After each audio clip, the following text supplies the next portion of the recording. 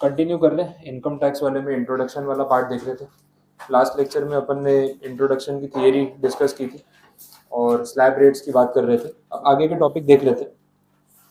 तो individuals, HUF, AOP, BOI, AJP, ये सब के बारे में बात हो गई थी।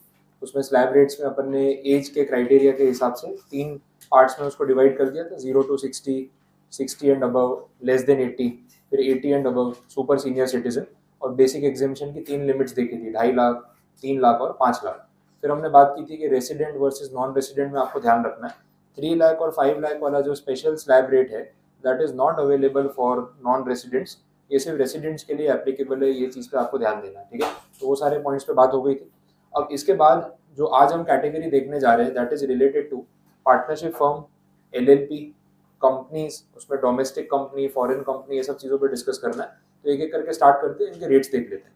सबसे पहली जो कैटेगरी है that is partnership firm, LLP और लोकल अथॉरिटीज। अब इनके लिए ना फ्लैट रेट ऑफ टैक्स है, ना स्लैब रेट वाला पॉइंट खत्म हो चुका है यहाँ पे। Flat rate of tax is 30%।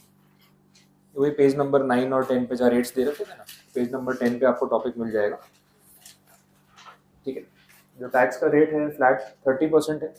अब इसमें कैलकुलेशन काफ़ी सिंपल हो गया। सपोज एक पार्टनरशिप फर्म है, अब मेरी इग्नाइट एकेडमी की पार्टनरशिप फर्म बनी हुई है, ठीक है। अब मैं इसमें टोटल इनकम शो कर रहा हूँ पूरे साल की 1 लाख रुपीज़, इतना प्रॉफिट या इतनी टोटल इनकम शो कर रहा हूँ 1 लाख रुपीज़। तो उस पर टैक्स का रेट कितना एप्लीकेबल होगा, फ्लैट 30%। तो सीधा 30,000 रुपीज़ जो है वो टैक्स पे करना पड़ेगा। प्लस इसके ऊपर वो हेल्थ एंड एजुकेशन सेस जो है 4% वो अलग से एड ऑन होगा। तो इतना टैक्स जो है वो पे करना पड़ेगा। अब ये रेट देख के पता चलता है कि ये काफ़ी कॉस्टली हो गया, क्योंकि स्लैब रेट में तो क्या था कि आप पहले बेसिक एग्जेम्पशन ले रहे हो, फिर 5%, फिर 20%, फिर 10 लाख के ऊपर जाएगा तो 30%। यहाँ तो कुछ भी टोटल इनकम होगी, फ्लैट रेट ऑफ टैक्स लग जाएगा, दैट इज 30%, और कोई बेसिक एग्जेम्पशन भी नहीं। तो कंपेरेटिवली ये जो फॉर्मेट है, ये टैक्सेशन के पॉइंट ऑफ व्यू से आपको कॉस्टली पड़ जाता है। अपने एसबीईसी में बात कर रहे थे ना, चॉइस ऑफ बिजनेस ऑर्गेनाइजेशन, तो one of the factors was tax implications. अब यहाँ पे आपको समझ में आएगा कि ये सारे फॉर्मेट कंपेरेटिवली कॉस्टली क्यों पड़ते हैं, और सोल प्रोप्राइटर वाला जो सिस्टम है वो इंडिविजुअल वाला केस हो जाता है, तो इसे सस्ता क्यों पड़ता है। आया समझ में। अच्छा, अब इसमें अपन ने सरचार्ज की बात भी की थी। इंडिविजुअल वाले केस में पूरा ब्लॉक देखा था, 10%, 15%, 25%, 37%, वो देखा था। 5 करोड़ के ऊपर जा रहा है 37% सरचार्ज। यहाँ पे भी सरचार्ज है, लेकिन सिंगल रेट है। यहाँ पे बोला हुआ है 12%, ये सरचार्ज का रेट है। और वो भी तब जब आपकी टोटल इनकम 1 करोड़ रुपए से ऊपर। तो 1 करोड़ रुपीज तक नो सरचार्ज, 1 करोड़ के ऊपर 12% सरचार्ज रहेगा, that is the one and only rate, और कोई स्लैब इसके अंदर नहीं। तो ये याद रखने में कंपेरेटिवली ईजी है। अब आपको पता है जहाँ सरचार्ज आएगा वहाँ मार्जिनल रिलीफ तो आने ही वाला है, ये बात अपनी हुई थी। तो ये कंसेप्ट सेम मार्जिनल रिलीफ का वैसे ही एप्लीकेबल है जैसे हमने इंडिविजुअल्स के लिए कल डिस्कस किया था। एक एग्जांपल अपने लेके देख लेते हैं तो आइडिया आ जाएगा कि कैलकुलेशन कैसे करना है। जैसे पार्टनरशिप फर्म का ही एग्जांपल ले लेते हैं, या भले एलएलपी मान लो, कोई फर्क नहीं पड़ेगा। टोटल इनकम 1 करोड़ 2 लैक्स, ये पार्टनरशिप फर्म की टोटल इनकम है। अब इस पर टैक्स लायबिलिटी कितनी आएगी, रेट क्या लगेगा, 30%। कैलकुलेट करके देख लो 30% के हिसाब से।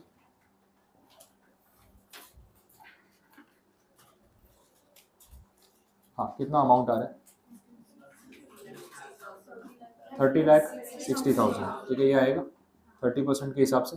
अच्छा, कोई सरचार्ज एप्लीकेबल होगा क्या, कितना लगेगा, 12%। ऐड करके बोलो टोटल कितना हो रहा है, 34,200, ठीक है, ये अमाउंट आ गया। अब ये तो सरचार्ज के साथ हो गया। अब आपको पता है ये चेक पॉइंट के नियर अबाउट है, 1 करोड़ का चेक पॉइंट है। 1 करोड़ पे नो सरचार्ज, 1 करोड़ से ऊपर गया तो सरचार्ज एप्लीकेबल होगा। तो डेफिनेटली आपको मार्जिनल रिलीफ एक बार चेक कर लेना चाहिए, क्योंकि बहुत नियर अबाउट अमाउंट है, हो सकता है कुछ रिलीफ मिल जाए। तो इसके लिए 1 करोड़ के ऊपर टैक्स गिनना पड़ेगा, तभी मालूम पड़ेगा। तो अगर total income exactly 1 crore rupees होती तो फिर टैक्स कितना होता, 30% के हिसाब से 30 लाख रुपीज़ हो जाता। इस पर कुछ सरचार्ज ऐड होगा क्या, नहीं, ठीक है। तो बस ये टैक्स लायबिलिटी होती। अब वही मार्जिनल रिलीफ के लिए अपना फॉर्मूला, इंक्रीमेंटल टैक्स लायबिलिटी कितनी हो रही है वो देख लो। मार्जिनल रिलीफ कैलकुलेट करना है, इंक्रीमेंटल टैक्स लायबिलिटी, ये डिफरेंस आ रहा है सीधा 4,27,200। और इंक्रीमेंटल इनकम, कितनी इनकम एक्स्ट्रा कमाई है आपने, 2 लाख रुपए। अब इसका डिफरेंस अगर पॉजिटिव आ रहा है तो आपको रिलीफ मिलेगा। और समझ में आ ही रहा है सीधा, 2 लाख रुपए सरप्लस कमाए, 4 लाख रुपए टैक्स आ रहा है, तो इतना थोड़ी ना पे करेंगे। तो जो डिफरेंस का अमाउंट है वो तो रिलीफ देना ही पड़ेगा। मैक्सिमम हम उतना ही पे करेंगे जितना हमने अर्न किया, एक्स्ट्रा कुछ भी पे ऑफ नहीं करेंगे। तो ये रिलीफ का अमाउंट जो आपका आ रहा है वो इसमें से क्लेम करोगे ना, एक्चुअल टैक्स लायबिलिटी में से। ये हो गया मार्जिनल रिलीफ। बाकी कितना बचेगा, 32 लैक्स आ गया ना कंपैरिजन में, वही 2 लाख रुपए का फर्क। तो जो इंक्रीमेंटल आपने अर्न किया वो पूरा यहाँ पे टैक्स के फॉर्म में चला गया, आपके हाथ में उसमें से कुछ नहीं बचा। अब इसके ऊपर लास्ट में 4% हेल्थ एंड एजुकेशन सेस वो ऐड कर दो, फाइनली जो अमाउंट आएगा वो फाइनल आंसर है आपका। राउंडिंग ऑफ की जरूरत पड़े तो कर देना, अदरवाइज ठीक है, जो भी अमाउंट आ रहा है वो तो चलेगा। बोलो समझ आ गया ये?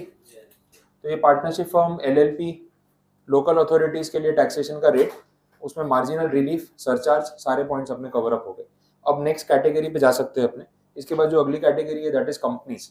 अब कंपनीज में 2 पार्ट में डिवाइड किया, एक इंडियन कंपनी बोला है और दूसरा फॉरेन कंपनी बोला है, या domestic company and foreign company, वैसे आप उसको देख सकते हो। अब डोमेस्टिक कंपनीज के लिए जो टैक्स का रेट है, अगेन फ्लैट रेट 30%, उसमें कोई फर्क नहीं है, सेम रहने वाला है।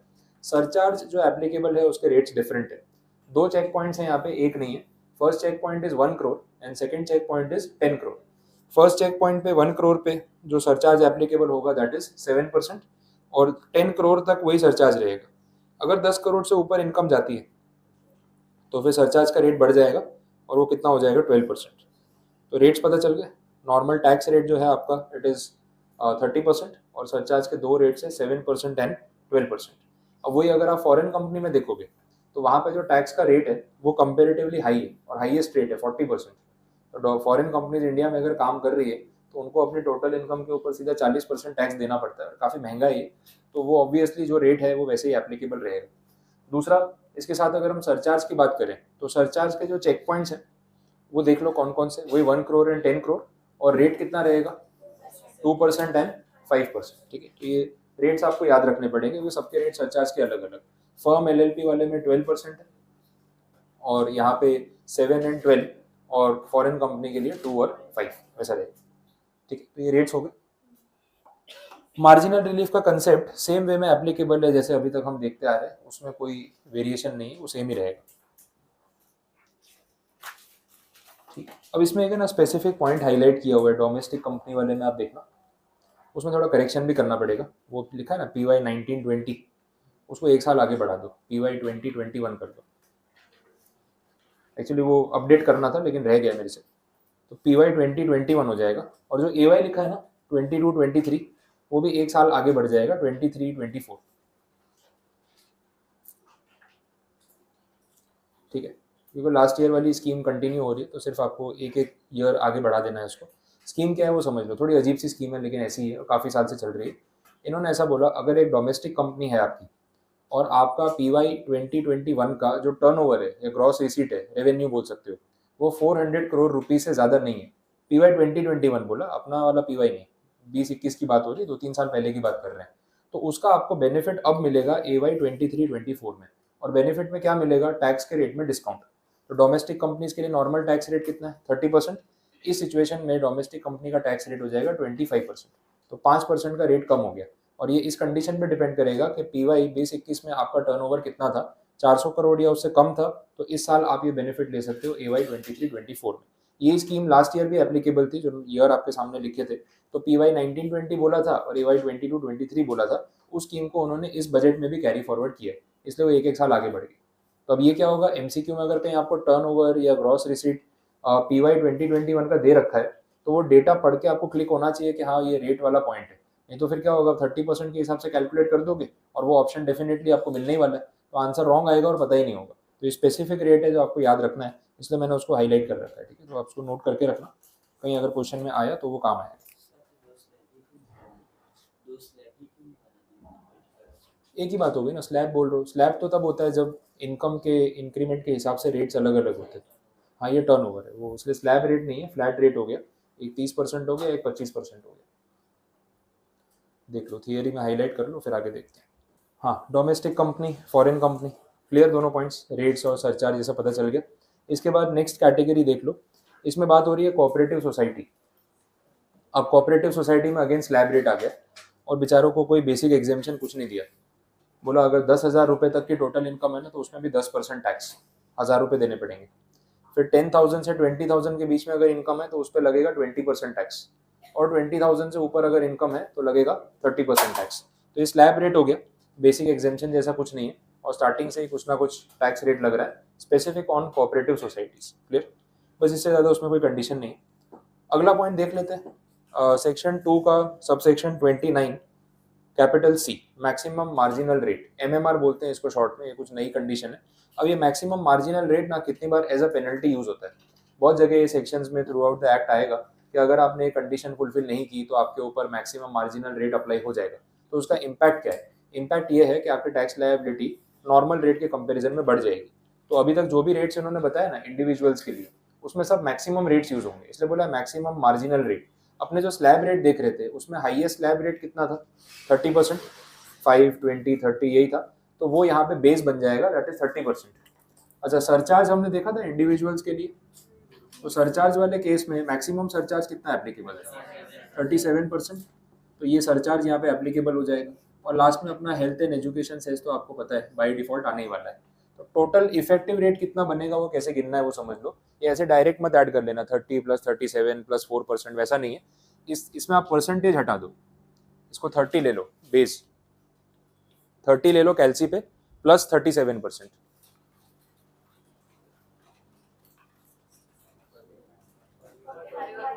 और प्लस 4%,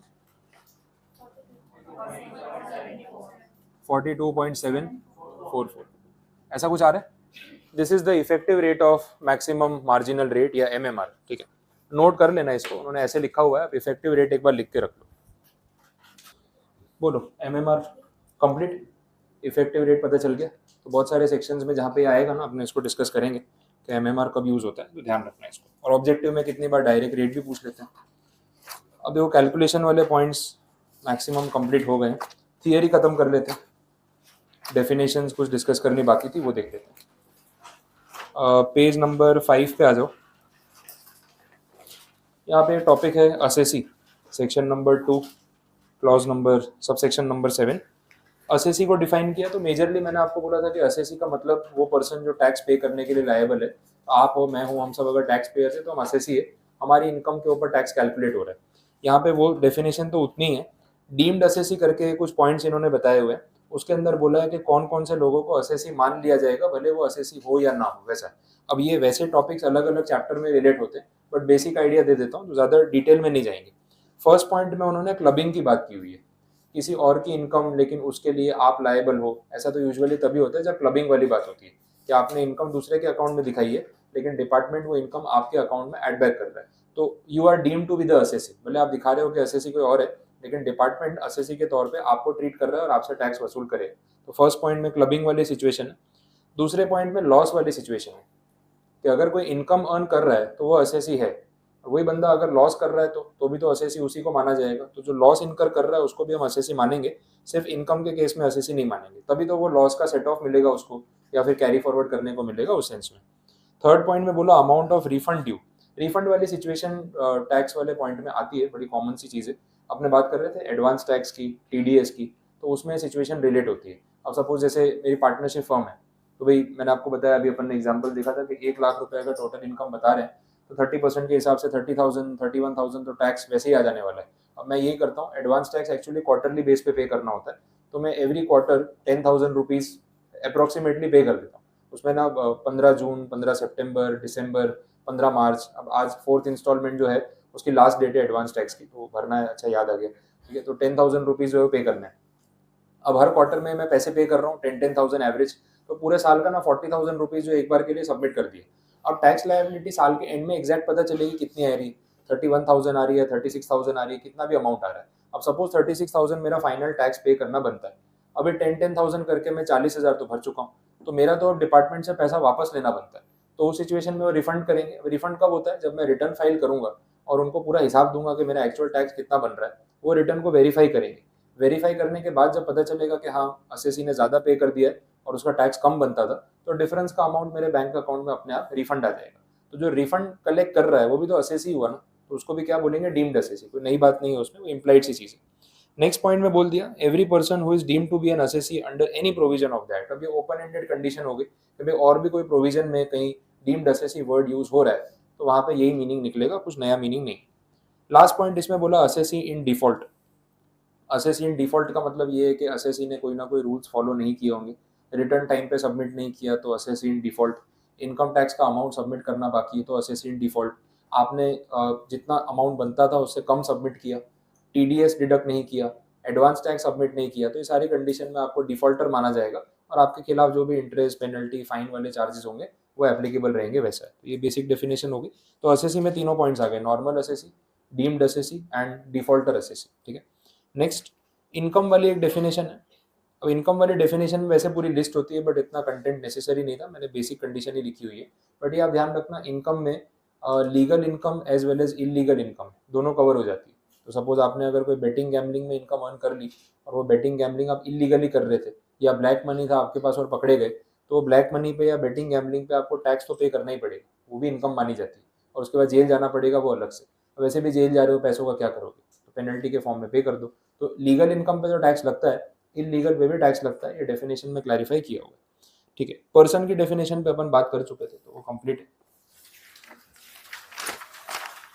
नेक्स्ट पॉइंट पे चलते हैं, एओपी एंड बीओआई, ये भी बात हो गई थी। अच्छा, तो पूरी लिस्ट कंप्लीट है।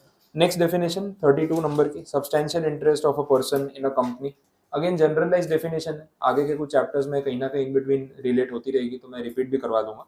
अब सब्सटेंशियल इंटरेस्ट का मतलब बहुत सिंपल है, अगर आपका किसी पर्टिकुलर बिजनेस एंटिटी में, चाहे वो कंपनी हो, फर्म है, एलएलपी है, एक सब्सटेंशियल होल्डिंग है, सब्सटेंशियल का मतलब मेजर और कंसिडरेबल होल्डिंग है एंड दैट परसेंटेज इज 20%, तो अब वो परसेंटेज कैपिटल के फॉर्म में गिन लो, पेड अप कैपिटल का 20% या वोटिंग पावर का 20% या इनकम में 20% का प्रॉफिट शेयरिंग, ये कुछ भी आप बोल लो, तीनों में से कुछ भी चलेगा। तो ये सारी सिचुएशन को हम बोलते हैं substantial interest in a particular entity. और ये इंटरेस्ट सिर्फ इंडिविजुअल का नहीं देखा जाता है, individual as well as his relatives, उसका कंबाइन या एग्रीगेट इंटरेस्ट देखा जाता है। तो आप और आपके रिलेटिव्स का होल्डिंग मिला के अगर किसी कंपनी में 20% से ज्यादा हो रहा है तो भी बोल सकते हैं कि आपका उसमें सब्सटेंशियल इंटरेस्ट है। अब ये रिलेटिव्स की डेफिनेशन में कौन आएगा, तो ये ऑब्वियसली वही जो अपन कंपनी लॉ में बात कर रहे थे, ये फर्स्ट फैमिली, आप, आपका स्पाउस, पेरेंट्स, सिबलिंग्स, चिल्ड्रन, ये सारे लोग जो एक फैमिली के मेंबर है तो उनको बोला जाता है कि दे आर रिलेटिव्स, तो उसी को यहाँ पे हम कंसिडर करने वाले हैं। क्लियर, चलो आगे बढ़ते हैं। प्रीवियस ईयर वाली जो डेफिनेशन थी उसका फर्स्ट हाफ मैंने आपको बता दिया था, एक्सेप्शंस अपन ने बाकी रखे थे तो वो कंप्लीट कर लेते हैं।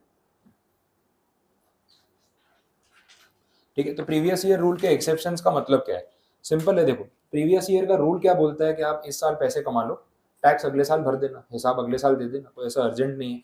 लेकिन कुछ पर्टिकुलर सेक्शंस में इन्होंने बोला कि हम ऐसा बेनिफिट नहीं देंगे।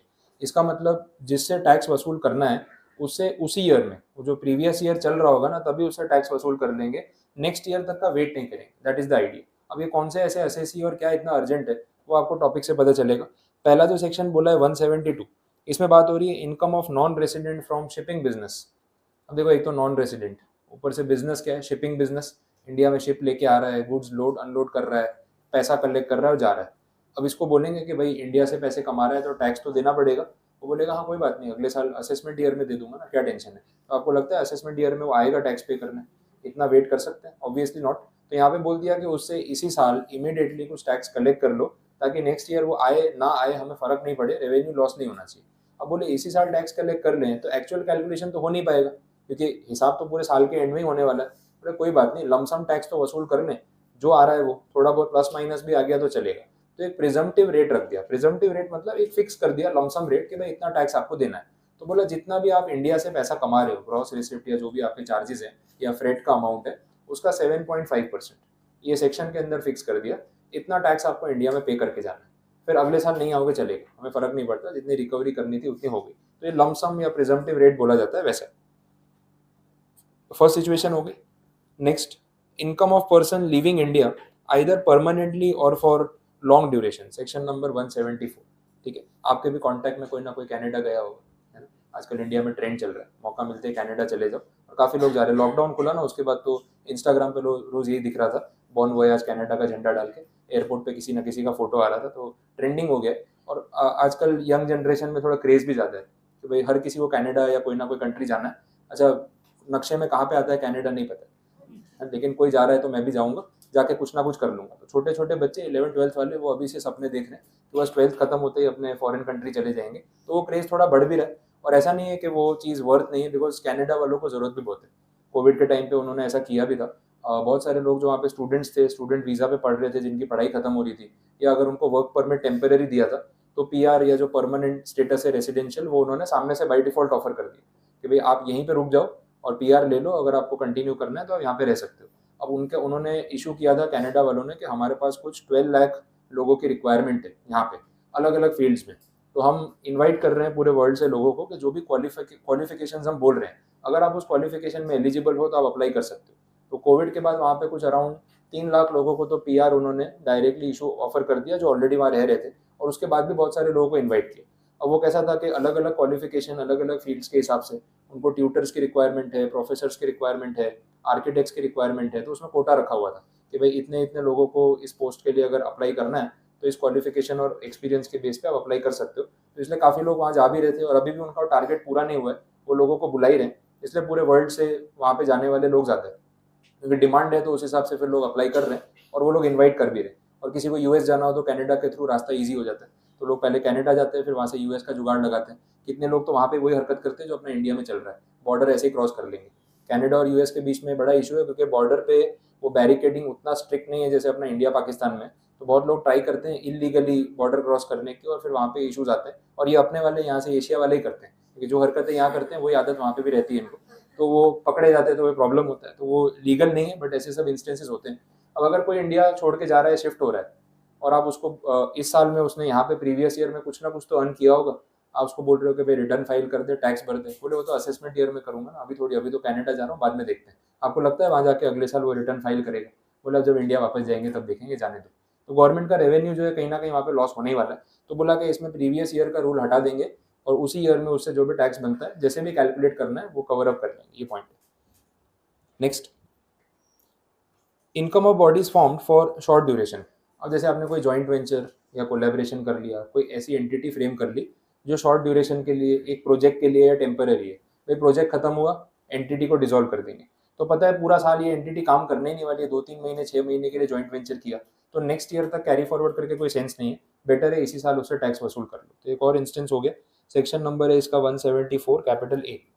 Next 175, income of person trying to transfer is assets with a view to avoid tax. इसको तो पहले पकड़ना चाहिए। असेट ट्रांसफर कर रहा है, टैक्स चोरी करने का इंटेंशन है इसका, तो इसको जितना ज़्यादा टाइम देंगे ना, कुछ ना कुछ जुगाड़ लगा लेगा, तो बेटर है इसको पहले ही पकड़ लो।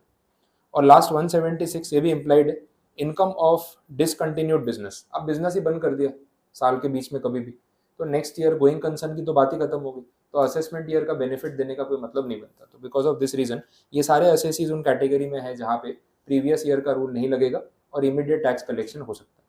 आया समझ में? थियरी में होता है ना, all of the above, none of the above, 1 and 2, उस टाइप के एमसीक्यू उसमें से बनते हैं, तो थियरी में आपको कुछ ना कुछ मिल जाएगा इसमें। आगे बढ़ रहे हैं, next definition, section 2 subsection 25 capital A, India को डिफाइन किया हुआ है। अब ये डेफिनेशन जो है, ऐसा कुछ हमने कस्टम लॉ में भी डिस्कस किया था, मैं इन डेप्थ आपको वहीं पे समझा दूंगा, जिन्होंने पढ़ा है आपको रिलेट हो जाएगा, बाकी एक बार अभी नहीं भी डिस्कस करेंगे चलेगा। तो यहाँ पे बोला है कि आर्टिकल 1 है कॉन्स्टिट्यूशन का, उसमें इंडियन टेरिटरी को उन्होंने डिफाइन किया है, तो वो पॉइंट्स तो अपने डायरेक्टली यूज करेंगे। बाकी में टेरिटोरियल वाटर्स, कॉन्टिनेंटल शेल्फ, ये सब की बात की है। तब मैंने आपको बोला था कि जो इंडिया पेनिनसुलर कंट्री है, 3 साइड्स पे वाटर बाउंड्री, और वाटर बाउंड्री में जो एरिया है, पानी का एरिया है, वो भी इंडियन टेरिटरी माना जाता है। तो नॉटिकल माइल्स में उसको मेजर करते हैं। 1 nautical mile is approximately 1.85 kilometres, क्योंकि वाटर में डिस्टेंस जो नॉटिकल माइल्स में मेजर होता है। तो 12 नॉटिकल माइल्स का एक पेरीफेरी काउंट होती है, वो टेरिटोरियल वाटर ऑफ इंडिया बोला जाता है। किलोमीटर्स में अप्रॉक्सीमेटली 22 किलोमीटर्स होगा। तो 22 किलोमीटर्स पानी में, उस डायरेक्शन में जितनी भी टेरिटरी है वो इंडियन वाटर्स माने जाते हैं, और उसमें सी बेड, सब सॉइल, मतलब पानी के नीचे भी जो पूरा एरिया है वो सारा इंडियन टेरिटरी माना जाएगा। तो ये सारी बातें इन्होंने डेफिनेशन में क्लैरिफाई कर दी। वैसे टर्म्स है, continental shelf, exclusive economic zone, उस रीजियन में जो छोटे छोटे आइलैंड्स और ये सब जो बने हुए हैं वो भी इंडियन टेरिटरी में काउंट होंगे, वो डिफाइन हो गया।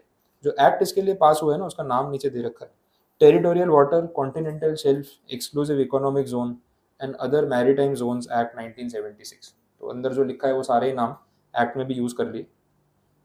ठीक है, तो ये डेफिनेशन हो गई। नेक्स्ट, मैक्सिमम मार्जिनल रेट अपन ने ऑलरेडी डिस्कस किया।